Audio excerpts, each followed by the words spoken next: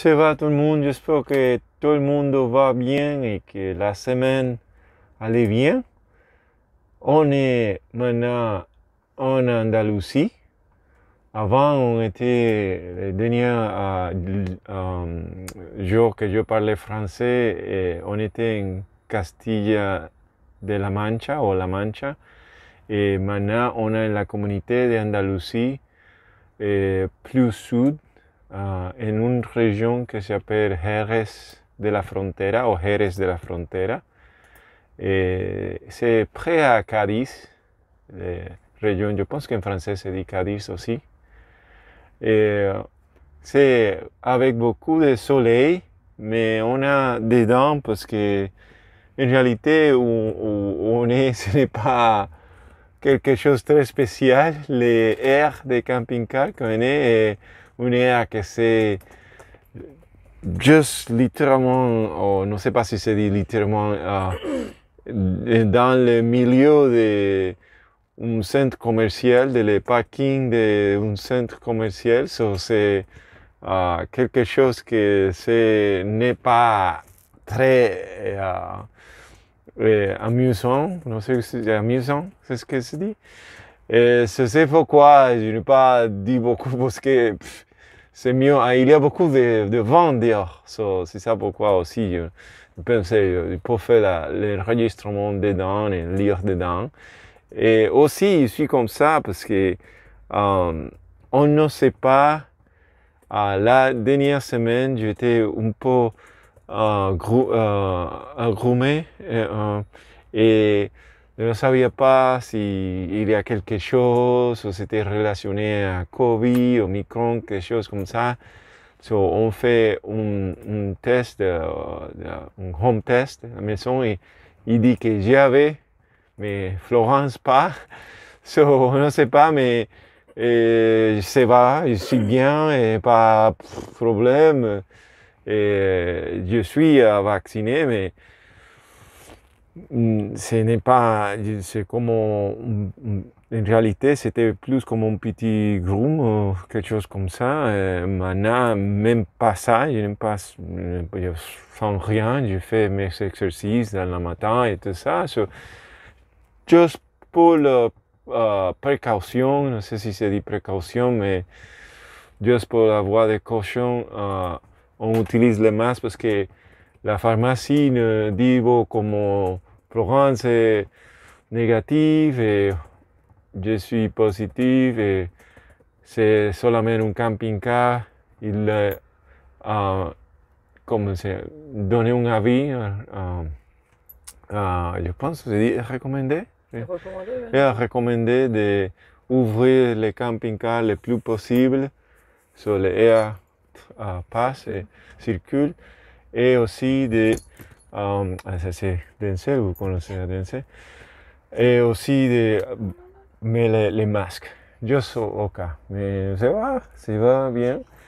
Et on a visité les différentes régions d'ici que vous avez vu peut-être en Instagram et les autres endroits.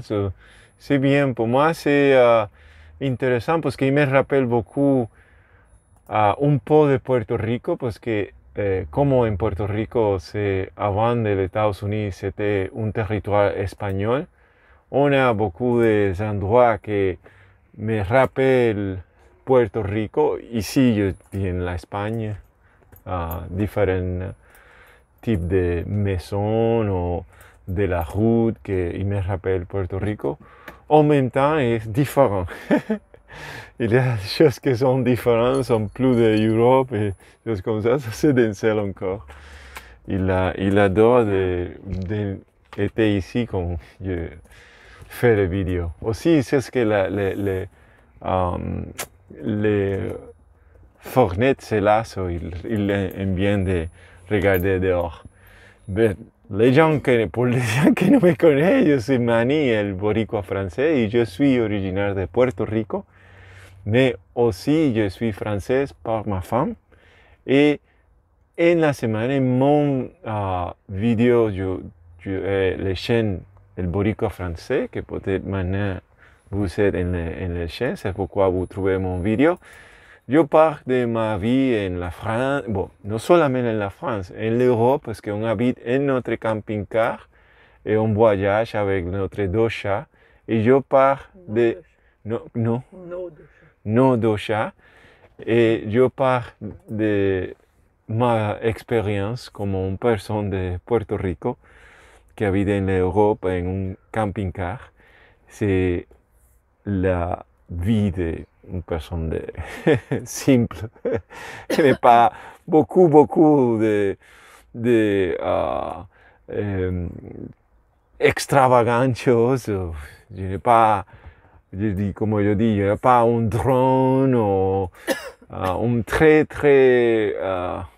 cher caméra. Mes vidéos sont avec seulement le téléphone et je fais le montage juste avec mon téléphone. Tout, je le fais avec le téléphone.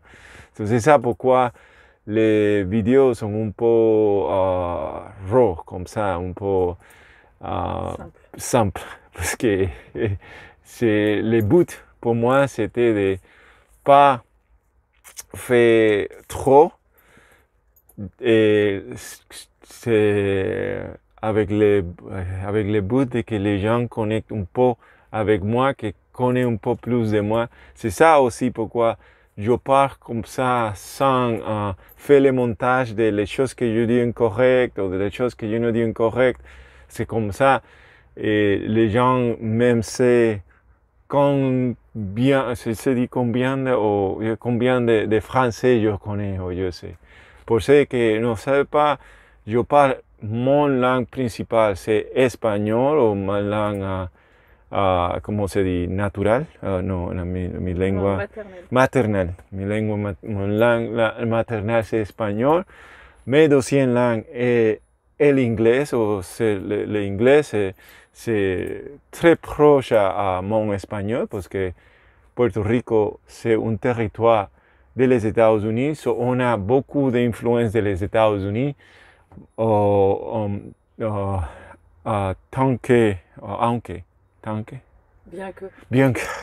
bien que on parle espagnol, mais on a beaucoup d'influence des États-Unis. So, quand je parle beaucoup de phrases, je peux te le dire en espagnol ou en anglais, ou je traduis comme ça, mais maintenant je parle plus de français parce que je suis aussi un citoyen français et j'essaie de faire le mieux avec mon français. Aussi, quand je parle en français, je lis aussi en français et je lis un livre, je suis en train de lire un livre qui s'appelle Insoutenable Paradis de Grégory Puy, qu'il est un podcaster, un podcast qui s'appelle, il a un podcast qui s'appelle Blanc. Et il y a quelques années, il a écrit un livre que c'est de la vie ou son dilemme entre être un humain et les planètes. C'est un dilemme que beaucoup de nous ont maintenant. Et je sais que avec moi, il y a quelques années, longtemps que je ce dilemme moi-même de comment arriver à un milieu de faire mieux pour la Terre et en même temps c'est que les choses continuent et comment arriver à un milieu et les questions qu'on a. Et son livre c'est un peu comme ça. C'est ça pourquoi je pensais que c'est bien cette année, dernière année, que beaucoup de choses passées ont passé, qui sont arrivées, qui sont aussi relationnées avec l'environnement. Je vais continuer à lire le livre Insoutenable Paradis. J'espère que vous l'aimez bien. Et attends, si je peux arriver à ouvrir mon Kindle. Ok, je continue. Il dit, se rencontrer à la nature par les planètes. S'il est impossible d'analyser la société sans vivre dedans, Je pense qu'il est impossible de prendre des reculs sans expérimenter par soi-même jusqu'où on peut aller. On peut aller.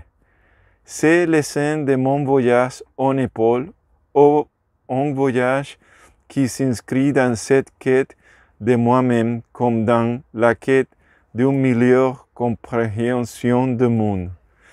La première partie du voyage m'a permis de participer à des cérémonies chamaniques.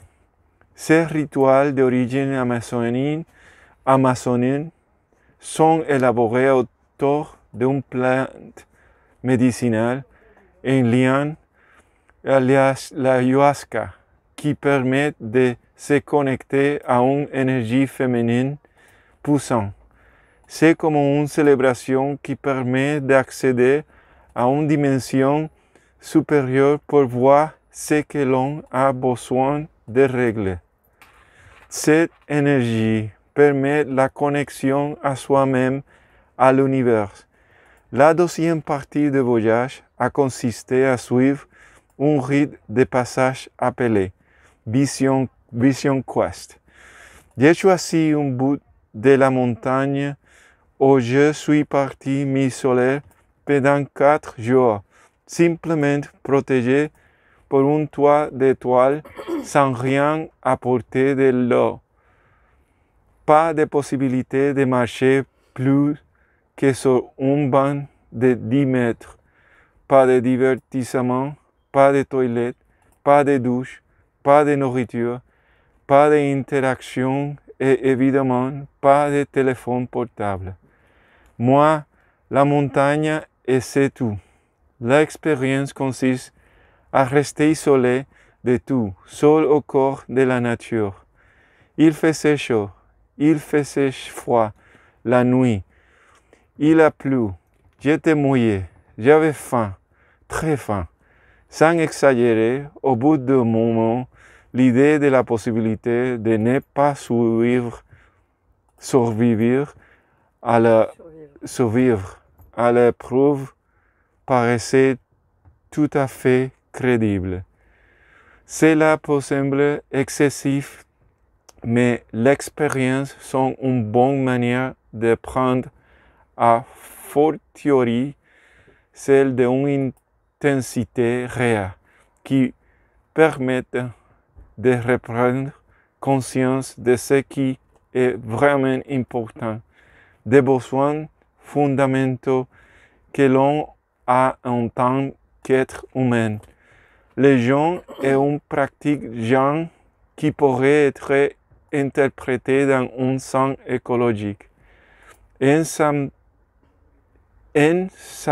s'abstenant de nourriture, l'individu acquiert une force intérieure, une capacité de faire plus avec moins.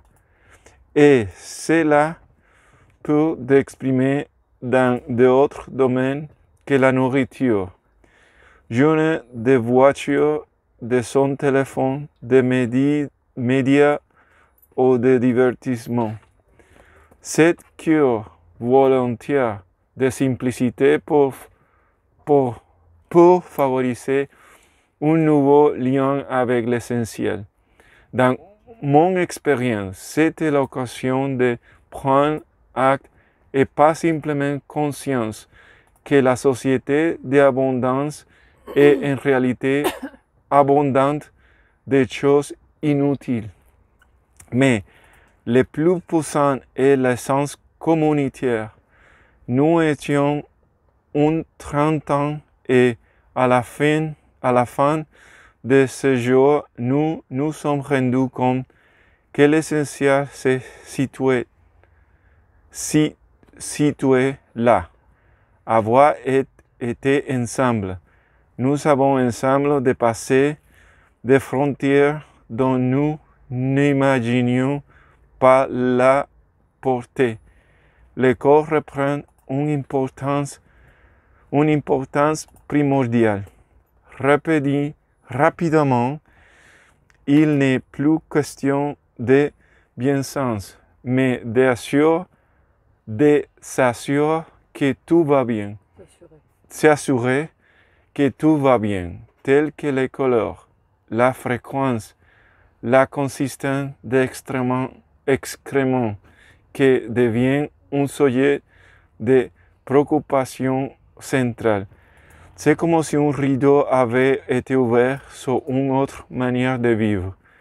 Une telle expérience est la démonstration par les contrastes de bonheur qu'il y a à vivre dans un pays où l'on est en sécurité, où l'on mange à sa faim, faim. Parce que parfois, il faut en passer par là pour trouver ce bonheur qui est juste là, ce nous joue, et que nous cherchons désespérément. Nous vivons les deux pieds dedans sans nous en rendre compte. Ok, je vais arrêter là. J'espère que vous l'aimez bien. J'espère aussi que vous avez un très très joli et bon reste de la semaine. Et je le vois voir encore la semaine prochaine. Ciao!